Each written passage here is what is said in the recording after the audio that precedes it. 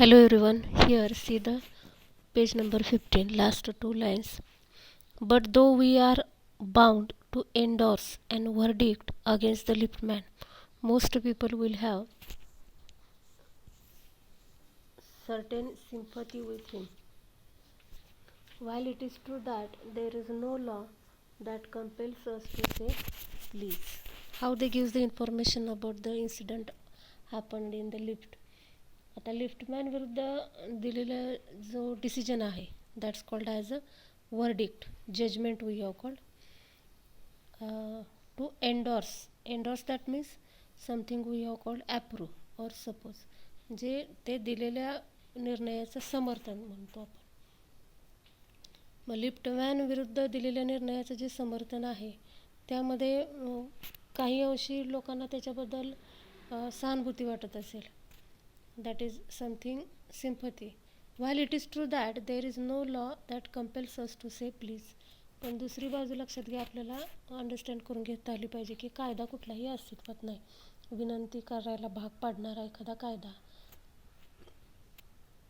तरी पण आपण काय करतो, सभ्यता ही पाळतोच. लक्षात घ्या here that there is no law that compels us to say please. There is a social practice much older and much more sacred than any law which enjoins us to be civil. And at first requirement of civility is that we should acknowledge a service. आता विनंती करायला लावणं किंवा please म्हणायला लावणं ह्यासाठी कायदा जरी अस्तित्वात नसला तरी एक प्रकारे आपल्याला पोलाइटनेस किंवा कर्टसी शिकवणारं किंवा सभ्यता शिकवणारं समाजात अतिशय जुना आणि पवित्र असा संकेत आहे. लक्षात घ्या किंवा हे एक रिक्वायरमेंट आहे सिव्हिलिटीची. That's why these things are very necessary or important for our life if we have called communicate and converse with other persons in the society. Please and thank you are the small change with which we pay our ways as social beings. This is the reality. म्हणजे सामाजिक संकेत आहेच हा किंवा जुना पवित्र असा विश्वास आहे. आणि सभ्यता ही पहिली आवश्यक कृती आहे. लक्षात घ्या की एखाद्या मिळालेली सेवेची पोच देणं सुसंस्कृतपणा किंवा सुसंस्कृतपणाचा घटक आहे हा. That's we have called please and thank you. They are the little courtesies by which we keep the machine of life oiled and running sweetly. बघा म्हणजे सुसंस्कृत घटक कृपया किंवा धन्यवाद यांच्याद्वारे आपण समाजाचे देणे काय करत असतो, चुकते करत असतो. म्हणजे या छोट्याशा सौजन्यानं किंवा that's called as a little courtesies हे वेगवेगळे सौजन्यांचे शब्द आहेत. आणि स्नेहाची म्हणतो आपण त्याला एक प्रकारे ऑइलिंग म्हटलं आहे त्याने, एक वंगण. That's called as a oil form. We keep the machine of life oiled and running sweetly. म्हणजे आपल्याला जर एक प्रकारे स्नेहाचं वंगण घालून जीवनरूपी रथ सुरळीतपणे हाकायचा असेल तर this things are very we have called necessary. They put our intercourse upon the basis of friendly cooperation and easy give and take instead of on the basis of superiors dictating to inferiors. बघा जीवनरूपी रथ सुरळीत चालायसाठी काय केलं पाहिजे, त्याला स्नेहाचं आणि सौजन्याचं वंगण केलं पाहिजे. आता इथं एक त्यांनी त्या अशा पद्धतीने एक क्वेश्चन केला आहे. बघा how can we keep the machine of life oiled and running successfully using word or little courtesies we have called please and thank you. This is are the small changes that is using courteous language we running our machine of life. Here म्हणजे ते words वापरल्यानंतर एक प्रकारे काय होतं लक्षात घ्या. इंटरकोर्सच्यामध्ये गिव्ह अँड टेक पॉलिसी आहे. Superiors dictating to inferiors it is very vulgar mind. आता ह्यामध्ये वरिष्ठ आणि कनिष्ठांना हुकूम दिल्याप्रमाणे संवाद घडत नाही. लक्षात घ्या हुकूम दिल्यासारखा किंवा मैत्रीपूर्ण सहकार्याच्या आधारावर किंवा सुलभ व्यवहार होऊ शकतो. लक्षात घ्या it is very vulgar mind that would wish to command where he can have the service for asking and have it with willingness and good feeling instead of resentment. तुम्ही जर मैत्रीपूर्व सहकार्य किंवा सुलभ व्यवहारातून किंवा something use as a courteous words mannerful words मग एखाद्याची सेवेची मागणी केली असताना तर आपण स्वखुशीने ते किंवा चांगल्या भावनेने पूर्ण करू शकतो. रागानं जर असेल तर ती मनोवृत्ती आपल्याला काय करते, एक प्रकारे unwillingness, not willingness we are called, this is commanding activity, की एखादी विकृत मनोवृत्तीची व्यक्ती जबरदस्तीने ती मिळवायचा प्रयत्न करते. So we see in this passage how please and thank you words are necessary in the life of or successful life, and another we are called how can we keep the machine of life oiled. म्हणजे successfully जर आपल्याला सुरळीतपणे जीवनरूपी रथ चालवायचं असेल तर त्याला कशाचं वंगण पाहिजे, courteous words we are called. Here next para, I should like to feature in this connection my friend the polite conductor. आता आणखीन एक इन्सिडेंट रायटरने सांगितलेलं आहे बघा, की त्यांचा जो एक मित्र आहे तो अतिशय सौजन्यशील असा कंडक्टर आहे. दॅट इज फीचर असा फॉर्म वापरला आहे बघा त्यांनी, की मित्राविषयी काहीतरी स्पेशल त्यांना ते सांगायचं आहे, इम्पॉर्टंट सांगायचं आहे. By this discriminating title I do not intend to suggest a rebuke to conductors generally. For example, we also experienced about the conductors when we regularly traveled in the buses, की कशा पद्धतीनं conductor रूढ असतात. लक्षात घ्या की कंडक्टरविषयी कोणतेही मतप्रदर्शन करण्याचा रायटरचा असा हेतू नाही, पण opposite side we are called he suggest rebuke to conductors generally. म्हणजे थोड्याफार प्रमाणात म्हणतो आपण लोकांचं एक्सपिरियन्स आहे त्यातून कंडक्टरचे लँग्वेज कशी असते, जरा रूढ असते, क्रिटिसाइज करतो आपण. On the contrary I am disposed to think that there are few classes of men who came through the ordeal of very trying calling better than bus conductors do. बघा, difficult or painful experience we are called. Ordeal means, see the meaning of ordeal, difficult or painful experience. म्हणजे ह्यामध्ये writer ज्या वेळेला अनुभवातून सांगतात, conductor चांगल्या प्रकारे म्हणतो आपण बिहेवियर करतात काही, त्यात त्यांच्या त्या फ्रेंड्स एक एक्झाम्पल त्याने दिलेलं आहे. पण रेग्युलरली आपण कंडक्टर थोडेसे चिडखोर असतात किंवा something we are called they always think about that passenger are something we are called as a cheating behaviour. जे प्रवाशांना कंडक्टर जन्मजात शत्रू असल्यासारखं मानत असतात. That is here and there you will meet an unpleasant specimen who regards the passenger as his natural enemies. जणू काही जन्मजात शत्रू समजणारे अनेक वैतागलेले असे नमुने म्हटले बघा त्यांनी. That is as creatures whose chief purpose on the bus is to cheat him. त्यांना काय वाटत असतं, पॅसेंजर म्हणजे आपल्याला फसवणारे असतात. फॉर एक्झाम्पलच त्यांनी ते पुढे दिले बघा, त्यांना आलेला जो एक्सपिरियन्स आहे तो. And who can only be kept reasonably honest by a loud voice and an aggressive manner. Here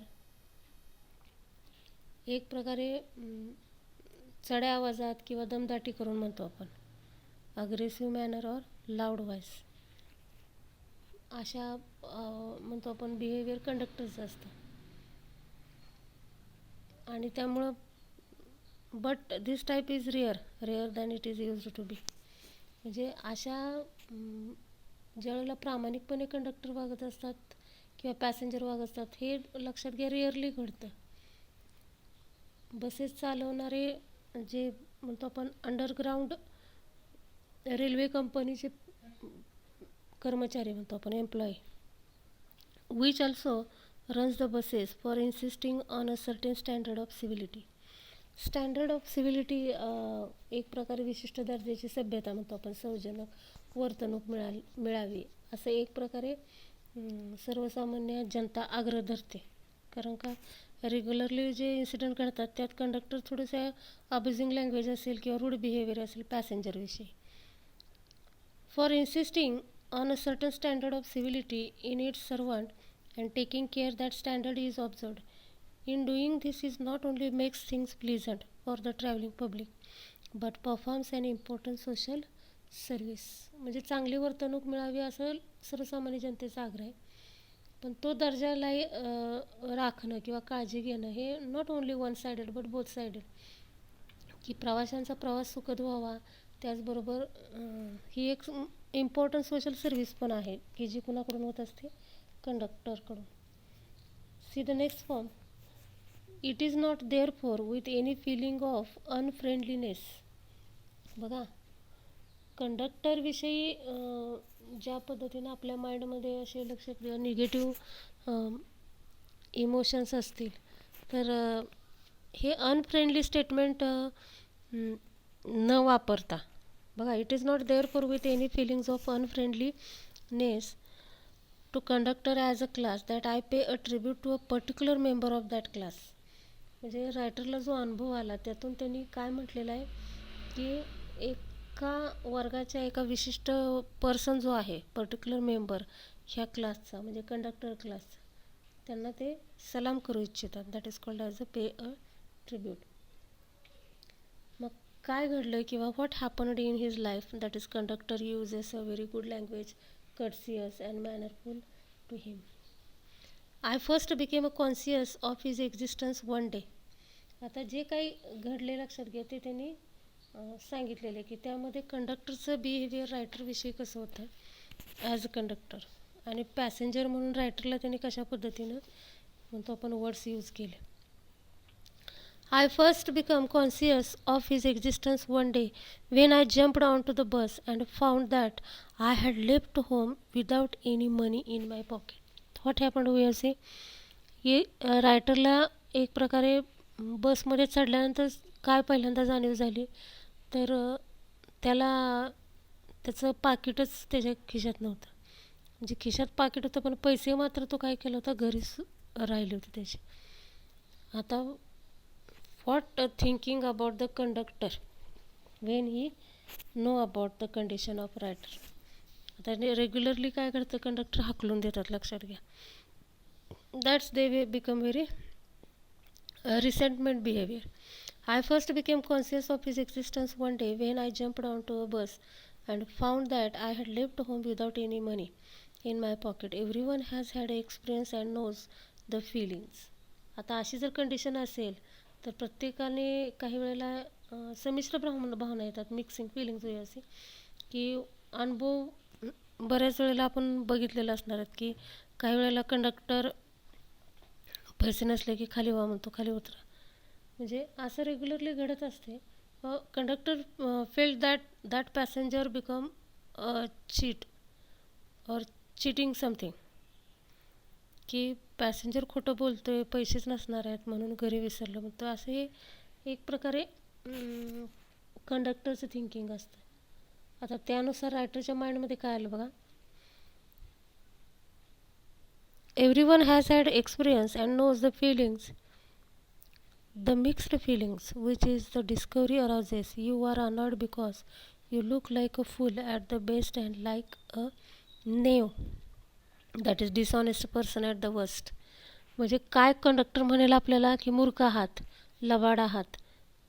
म्हणजे असं थिंकिंग कंडक्टरच्या माइंडमध्ये येणार, हे आपण थिंकिंग करतो रायटर म्हटले, आणि त्यामुळे आपल्यालाच आपला राग येत असतं, लक्षात घ्या. You would not be at all surprise if the conductor eyed you coldly.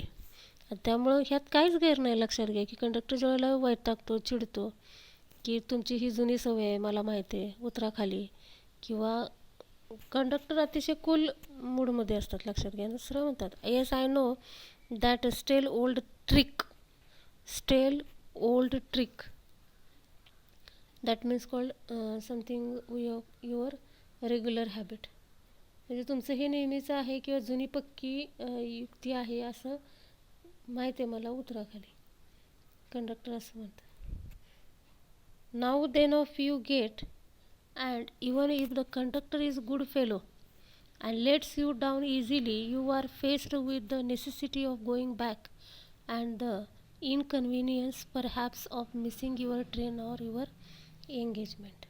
म्हणजे अतिशय हरी सिच्युएशनमध्ये आहात तुम्ही आणि घाई आहे तुम्हाला, त्यात जर तुम्हाला उतरवलं तर दॅट्स व्हेरी बॅड वी असे कंडिशन.